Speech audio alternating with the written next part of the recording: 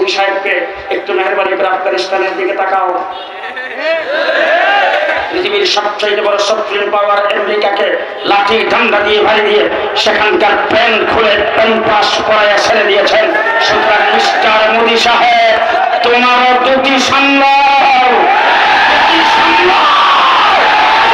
প্যান্টাস পরাইয়া ছেড়ে দেওয়া হবে। তুমি পাকিস্তানি রাজাকার, তোর উস্তাদ শাইখুল হাদিস রাজাকার, তোর উস্তাদ মুফতি আমির রাজাকার, তোর উস্তাদ হাফিজ হুজুর রাজাকার, এই করে আমাকে দৈনিক অন্তত 50 বার গালি দিতেন। আমি জিজ্ঞেস করতে চাই, একদিনের জন্য পাকিস্তান যাই নাই, পাকিস্তানের পাসপোর্টে পাকিস্তানের কোনো ভিসা নাই, পাকিস্তানের কোনো সিল নাই, জীবনে কোনোদিন পাকিস্তান যাবো কিনা সেটাও সন্দেহ। আমরা তো পাকিস্তানি রাজাকার নয়। এখন জিজ্ঞেস করতে চাই, তোমরা যে বক্তি দেয় বক্তা পালাবো না, এখন গেলা কোথায়? গেলা কোথায়? পরিষ্কার ভাষায় বলছি, আমরা পাকিস্তানি রাজাকার নয়, তোমরা সবাই ইন্ডিয়ান রাজাকার। ইন্ডিয়ান রাজাকার, ইন্ডিয়ান রাজাকারদের জন্য আজকে পদে পদে বাংলাদেশের বিরুদ্ধে ষড়যন্ত্র, ইন্ডিয়া বসে ষড়যন্ত্র হচ্ছে। পরিষ্কার ভাষায় বলতে চাই, সকল বাংলা দেখা শেষ। গত জুলাই আগস্টের বিপ্লবে যেই দেশ নতুন করে স্বাধীন হয়েছে, আজকের জামিয়া হুসাইনিয়া ঐতিহাসিক জনসমুদ্রে আপনাদের কাছ থেকে একটা ওয়াদা নিতে চাই, যদি মাঠে নামতে হয় কাপড়ের কাপড় বেঁধে, তাহলে মাঠে নামতে প্রস্তুত। আগামী দিনে এই বাংলাকে ইসলাম বাংলা করতে চাই।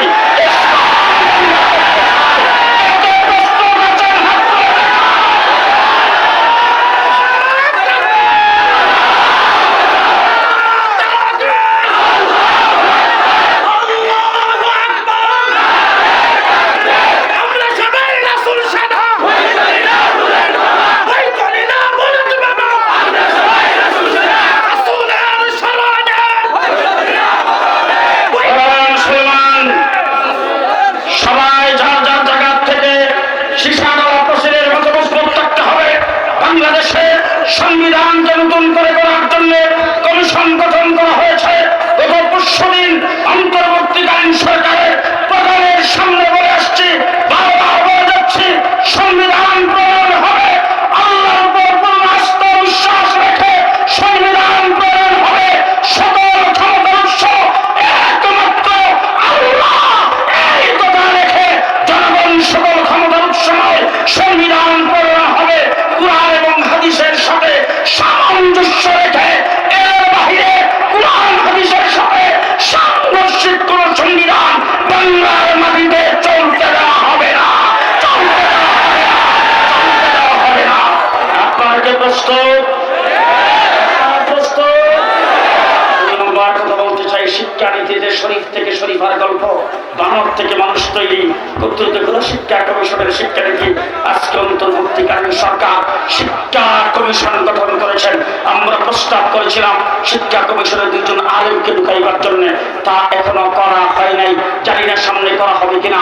তবে একটি কথা বলে দিতে চাই, যাদের মাধ্যমে কমিশন গঠন করেছেন, আমাদের দাবি আমরা করে আসছি। আল্লাহ মাহমুদ শফি হেফাজত ইসলাম গঠন করেছেন শিক্ষা নাস্তিকতাবাদের শিক্ষানীতির বিরুদ্ধে। মুফতি আমিনী হরতাল করেছেন নাস্তিকতাবাদের শিক্ষানীতির বিরুদ্ধে। বর্তমান দেশ স্বাধীনের পরে বাংলাদেশে শিক্ষানীতি হবে ইসলাম ভিত্তিক শিক্ষানীতি। 1 ক্লাস থেকে শুরু করে ইউনিভার্সিটি পর্যন্ত সর্বস্তরে ধর্মীয় শিক্ষা বাধ্যতামূলক করতে হবে।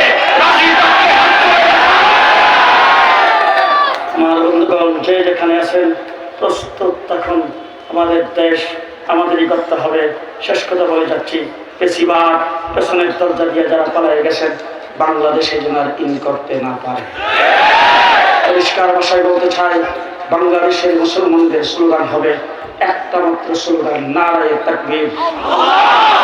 আস্তে আস্তে আমাদের স্লোগান হবে নারায়ে তাকবীর। হাত উপরের দিকে মুষ্টিবদ্ধ হয়ে আওয়াজ করে বলতে হবে, আমাদের স্লোগান হবে নারায়ে তাকবীর। সেই বাংলার স্লোগান বাংলাদেশে আর হবে না। সবাই কয় না হবে, হবে, হবে। পরিষ্কার ভাষায় বলতে চাই, যেখানে চত্বরে গিয়ে দেখলাম অনেক দল, অনেক সংগঠন নিষিদ্ধ হয়েছে, তাদের লোকজন জেলখানার ভিতরে আছে।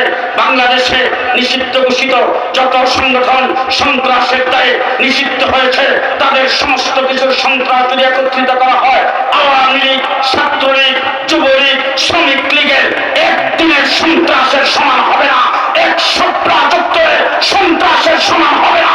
সুতরাং সন্ত্রাসের দায়ে কোন দলকে যদি নিষিদ্ধ ঘোষণা করতে হয়, আওয়ামী লীগ এক নম্বরে নিষিদ্ধ। মনে থাকবে, মনে থাকবে।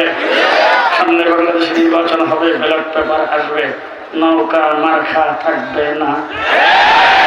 সবাই পারবে, সবাই প্রস্তুত, সবাই রাজি আছেন, সবাই একমত, সবাই একমত।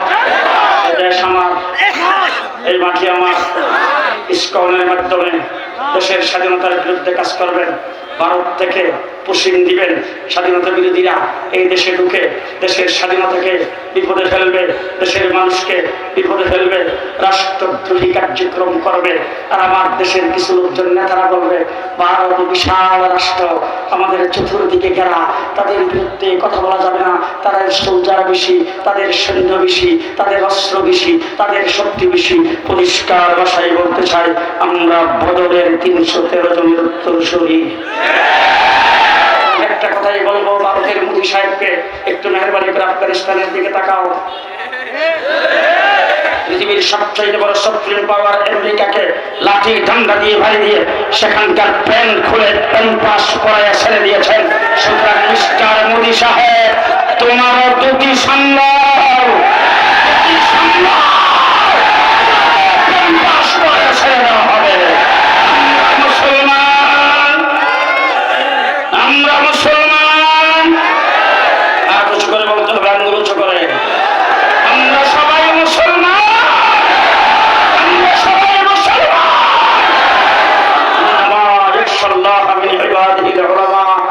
একমাত্র আল্লাহকে ছাড়া কাউকে আমরা ভয় করি না।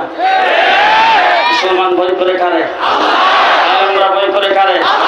আল্লাহকে ভয় করে। ইংরেজের বিরুদ্ধে যখন যুদ্ধ ঘোষণা হবে, তখন বিভিন্ন উলামায়ে কেরাম বিভিন্ন জন দুর্বল কথাবার্তা বলতেছিল। হযরত কাসিম নানতুবি রাহমাতুল্লাহ আলাইহি দাঁড়ায় বলছেন, আমরা সংখ্যায় কম, বদরের চাইতেও কি কম, বদরের চাইতেও কি কম।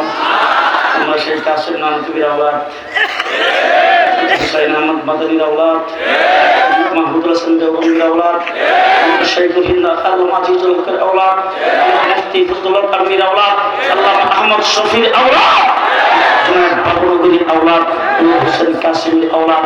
তাদের সঙ্গে 43 বছর এই ময়দানে আছি। বড় বড় উলামায়ে কেরামের সাথে ছিলাম, হাফিজ হুজুরের সাথে দীর্ঘ 7 বছর কাটিয়েছি। মুফতি ফজলুল হক আলমী সাহেবের সাথে শেখুল ইসলাম আজিজুল হক, মৌলানা মহিউদ্দিন খান, ওবাইদুল হক সাহেব, তাদের সঙ্গে আমি 33 বছর ঘোরাফেরা করেছি। ওই সমস্ত বুজুর্গার দিন সবাই চলে গেছেন, আজকে তারা দুনিয়াতে নাই।